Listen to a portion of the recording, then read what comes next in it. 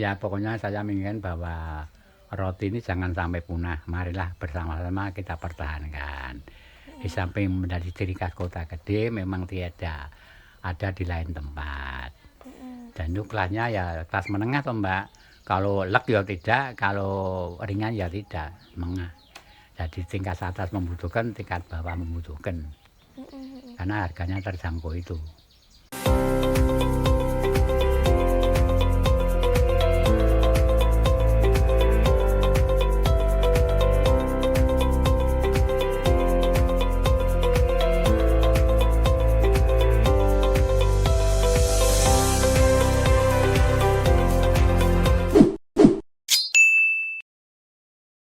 Ya, saya namanya Pak Baswes Sargito, nama kecil Pak Basiran. Nah, maka dari itu saya di sini sebagai usaha kecil roti kembang waru. Rekan-rekan menyebutnya roti bikinan saya itu ya roti Pak Bas Bugida, karena Bugida itu istri saya. Oh, Jadi gitu. roti atau kue kembang waru Pak Bas Bugida. Saya bertempat di Kampung Bumen, RW 6 RT 23, Kelurahan Purbayan, Kota Gede, Yogyakarta.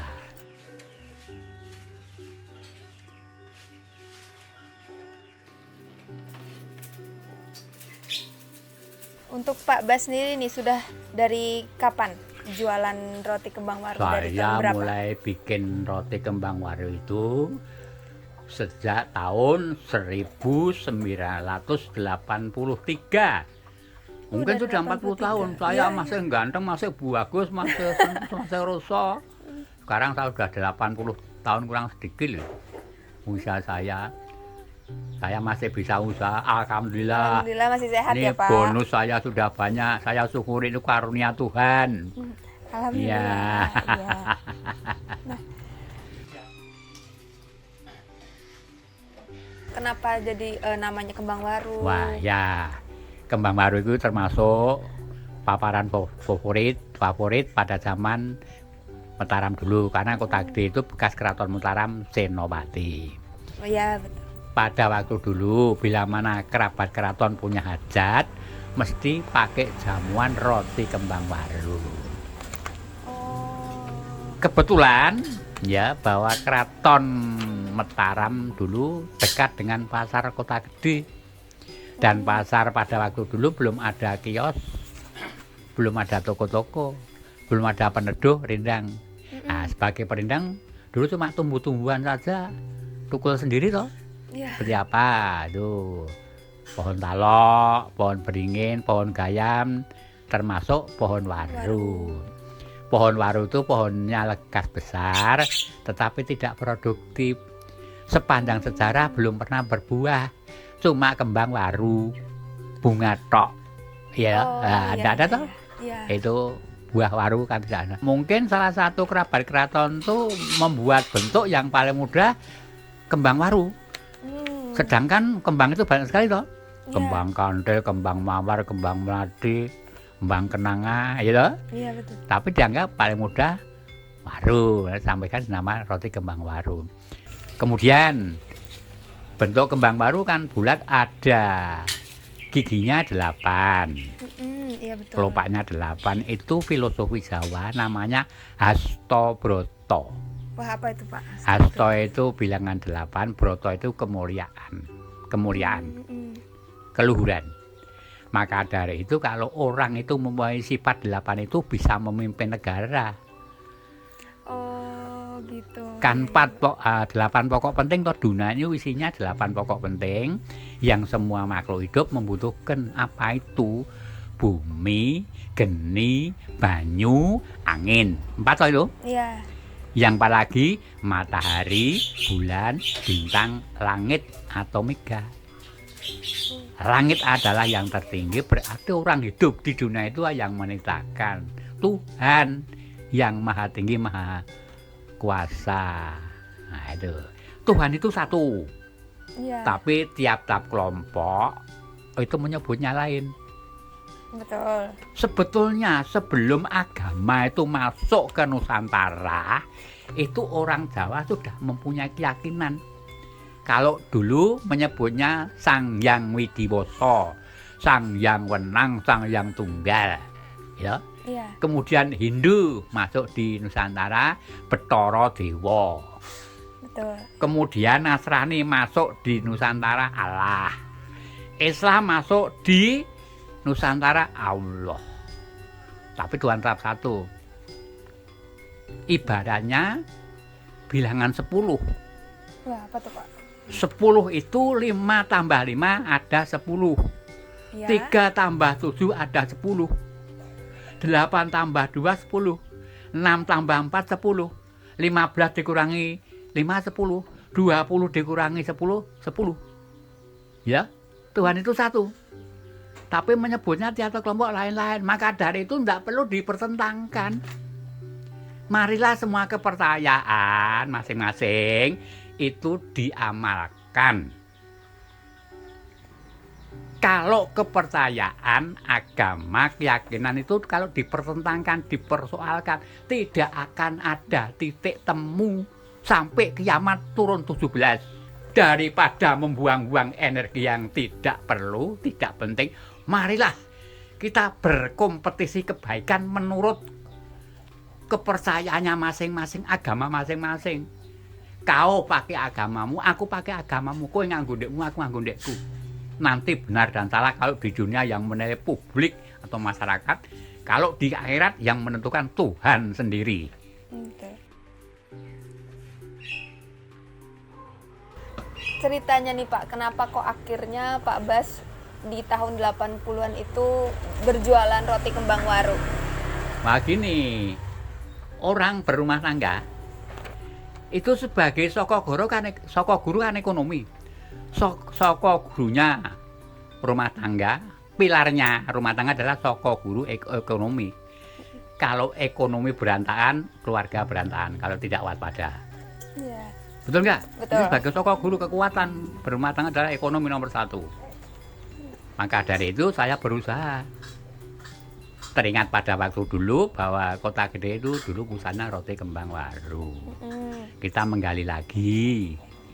Ya toh, menggali lagi makanan jadul zaman dulu yaitu kue kembang waru. Tuh. Berarti karena Pak Bas sendiri asli Kota Gede? Wah, asli saya lahir di desa ini sampai tua ya di desa di sini. ini. Oh, karena kembang waru khas Iya. Kota Gede jadi pengen Iya. untuk ngembangin lagi gitu ya. Saya itu mempunyai pedoman. Saya sebagai orang tua, itu yang paling baik apa?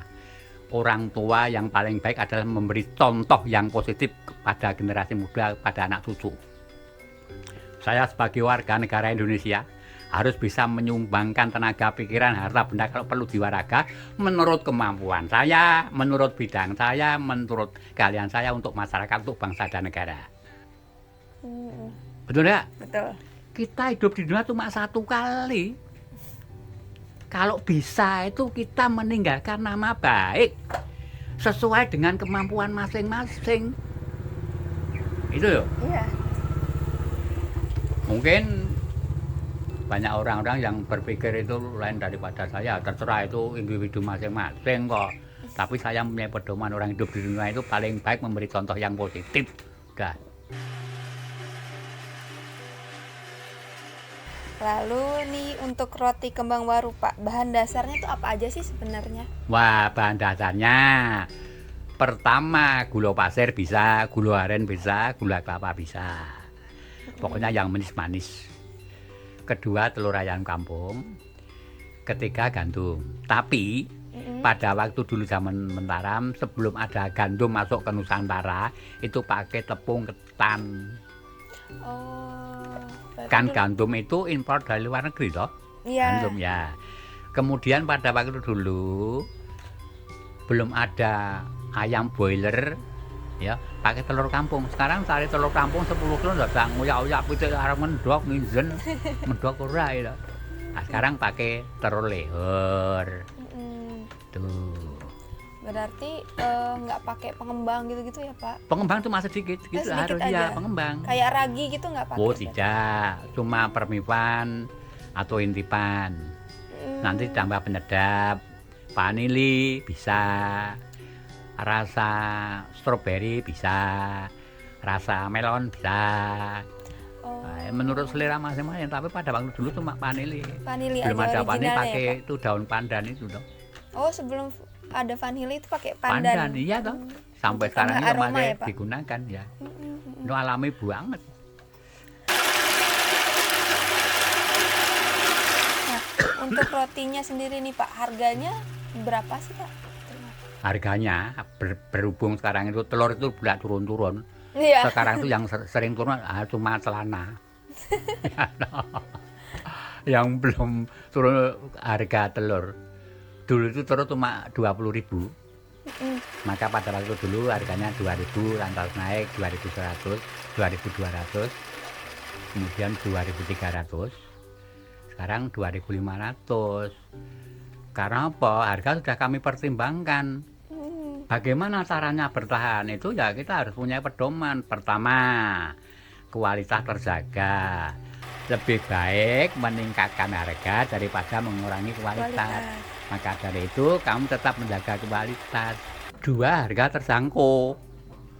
Nek terlalu murah kasihan yang bikin, terlalu mahal kasihan yang beli. Sudah diperhitungkan. Kemudian lagi Mbak, pelayanan yang baik. Ditambah satu lagi, jangan sekali-kali mengecewakan konsumen. Konsumen adalah raja, bagaimanapun ya kita ladeni, kita hormati ya, pembeli itu adalah raja. Iya benar. Maka dari itu banyak konsumen yang sini sajak gojek, sajak bergurau. Wah, senang sekali.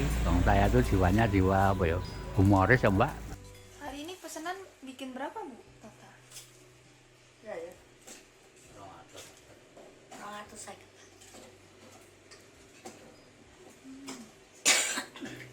Paling banyak sehari bisa berapa Pak? Ya 400. 400. Untuk jualannya nih Pak, ini memang hanya di sini atau Pak Bas juga kasih ke penjual-penjual kue di Saya luaran? memang spesialis. Mm-mm. Saya sepanjang bikin kue kembang waru itu ndak pernah titip di warung-warung atau toko-toko. Karena kalau titip di warung atau toko itu mengandung risiko. Kalau tidak laku kembali. Ya, Betul, iya betul. biasanya yang jual cuma apa? Cuma menjualkan di toko-toko itu membayarnya yang laku saja, yang tidak laku dikembalikan. Itu kan risiko yang beban. Iya. Saya semenjak bikin roti itu cuma melayani konsumen langsung, dan nanti kalau konsumen langsung itu telah selesai, kami baru membuat stok. Bila mana ada orang mendadak membutuhkan, jangan sampai kecewa.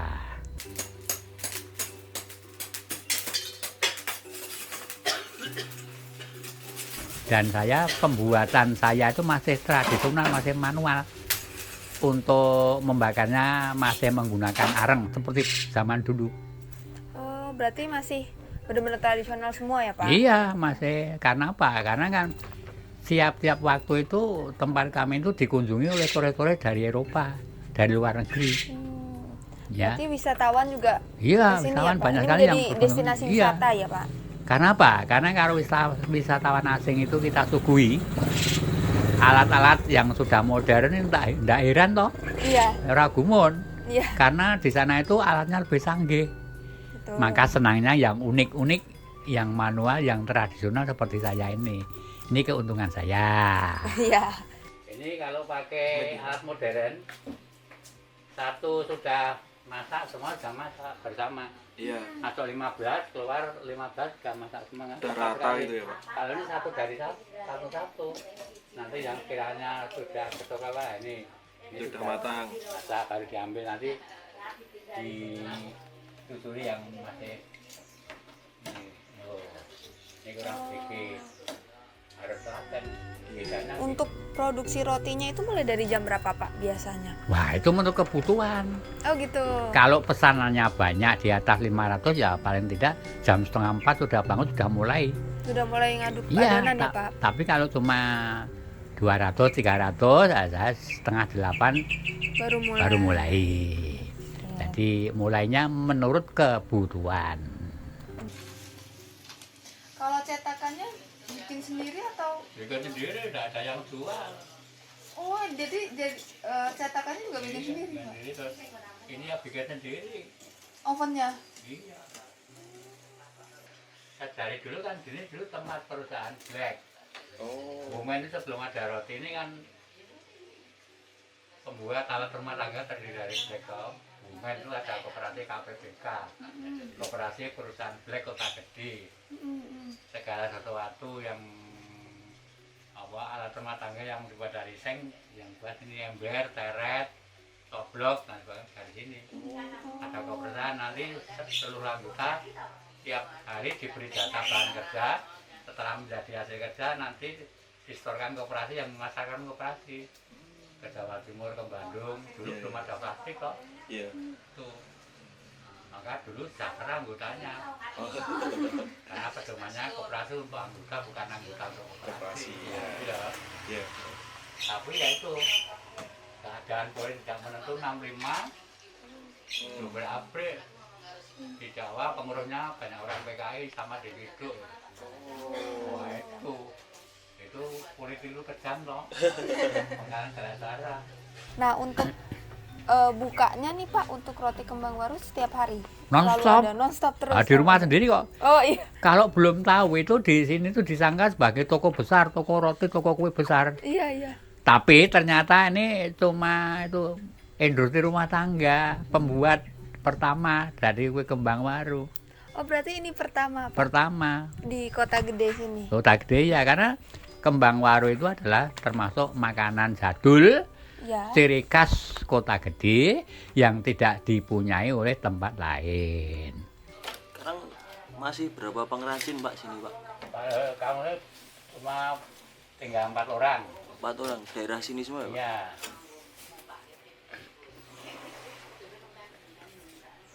Dulu kan pertamanya kelompok roti, ada kelompoknya namanya Perbarum itu dari 25 anggota. Oke Pak, lalu nih biasanya sehari paling banyak itu ada yang pesen berapa? Wah, itu menurut kebutuhan saya pernah itu dipesanan 3.000. Sehari? Iya, Dalam sehari. Tanggalnya berapa, tapi kurang 10 hari mereka sudah datang.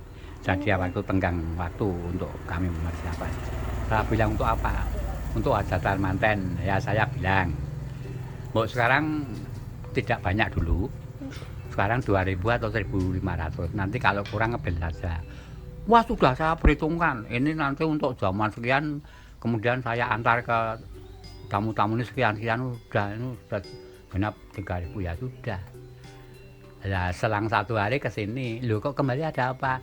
Ini turas 1.500, kami kembalikan harganya terserah. Saya enggak mau. Karena udah pesen 3.000 ya Pak? Ini 3.000, saya udah bilang toh. Mari sudah bilang, ngelengke, mbok ra oke-oke, saiki sithik wae sik, esuk gampang ngebel.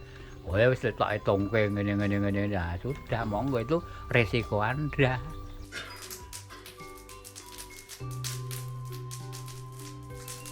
Lalu nih, Bapak kan sudah kurang lebih 40 tahun Ya 40 tahun. Berjualan roti kembang waru. Ya. Nah, titik terendah Bapak nih selama 40 tahun itu dalam berjualan roti kembang waru itu apa sih Pak? Wah, itu zaman Covid kemarin, Mbak. Itu jauh banget. Kemarin itu 50% enggak ada omsetnya, Mbak. Karena biasanya roti kembang waru itu bukannya sambil anak-anak seperti roti-roti lain toh. Roti kembang waru ini kebanyakan kalau pesan untuk hajatan, untuk isi besek, untuk zaman pertemuan resepsi manten, untuk oleh-oleh manten, ya toh.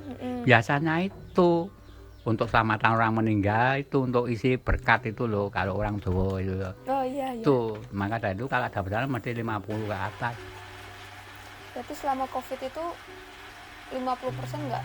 Oh, enggak nyampe, enggak ada orang Hajatan. gerombol-gerombol hajatan ya. Sedang apalagi turis enggak ada yang datang, nanti takut semuanya. Nah, sekarang mulai berdatangan kemarin.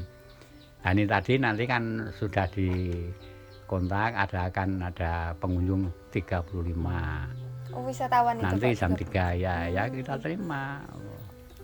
Oke, teman-teman, jadi ini namanya roti kembang waru. Ini khas Kota Gede Jogja. Dan produsennya juga udah nggak banyak. Kalau kata bapaknya tinggal 3 orang. Ini aku buka ya guys. Bentuknya emang bunga ya karena namanya kembang baru. Nah ini tuh lembut banget guys. Lembutnya kayak squishy tuh dik, kayak sponge. Terus isinya kayak gini, original aja. Jadi emang penambah rasanya cuma vanili. Lembut banget, enak. Boleh coba kalau kalian lagi main-main ke Kota Gede. Jangan lupa beli roti kembang waru, oleh-oleh khas Kota Gede. Untuk dari Pak Bas sendiri nih, harapannya untuk bisnis roti kembang waru Pak Bas ke depannya ingin seperti apa gitu Pak? Ya pokoknya saya menginginkan bahwa roti ini jangan sampai punah. Marilah bersama-sama kita pertahankan. Di samping menjadi ciri khas Kota Gede, memang tiada ada di lain tempat. Dan itu kelasnya ya kelas menengah toh Mbak. Kalau lek ya tidak, kalau ringan ya tidak. Menengah. Jadi tingkat atas membutuhkan, tingkat bawah membutuhkan. Karena harganya terjangkau itu. Sekarang kan banyak makanan roti buatan pabrik yang kelihatannya itu bagus-bagus, seperti bunga, seperti hewan. Setelah dimakan terus dicetak itu pelat, tidak nyudikan lucu-lucu itu kan banyak sekali itu. Memang orang itu jangan tertarik masalah rupa. Maka dari itu kalau orang itu mencari jodoh, ya itu mencari rupa, itu mesti nanti kecewa. Harus tahu dalamnya, karakternya bagaimana. Ya. Pesan dari Pak Bas nih yang udah buka bisnis, buka usaha selama 40 tahun buat teman-teman yang baru mulai mau buka usaha nih apa nih Pak? Ya kalau saya ya cuma bisa mendoakan semua yang usaha beberapa macam kue itu supaya laris semuanya. Ya tapi ya jangan sampai menyakiti pihak lain, ya loh, biasanya gitu. Dan ini berhubung ini masalah makanan tradisional, maka kita pertahankan bersama. Saya juga sudah membuat regenerasi, anak saya sudah bikin ini tapi mereka titip di warung-warung. Mas Eko, ini nama rotinya oke, di balik Eko, Mas itu anak saya. Mereka juga terjun dalam dunia seni. Anak saya kan 2 laki-laki, yang besar Mas Eko. Kalau malam itu properti di Ramayana Balai Pura Wisata sebagai penari. Saya dulu ya sebagai penari Ramayana. Tapi setelah COVID itu saya mengundurkan diri, saya pasif. Terus anak saya yang kedua Mas Anteras Morotejo itu koreografer kelas dunia. Anteras Morotejo kalau di YouTube, Instagram Mas Anter dan itu anak saya. Pokoknya yang namanya usaha apalagi makanan itu kok tidak sekali 2 kali sukses, jatuh bangun itu mesti, gitu. Yang namanya kegagalan itu adalah awal daripada kesuksesan. Tapi kalau 1, 2, 3 sudah berhenti ya tidak ada apa-apanya loh. Ya itu resepnya itu kualitas terjaga, harga terjangkau, pelayanan yang baik, tepat waktu, itu saja kalau saya.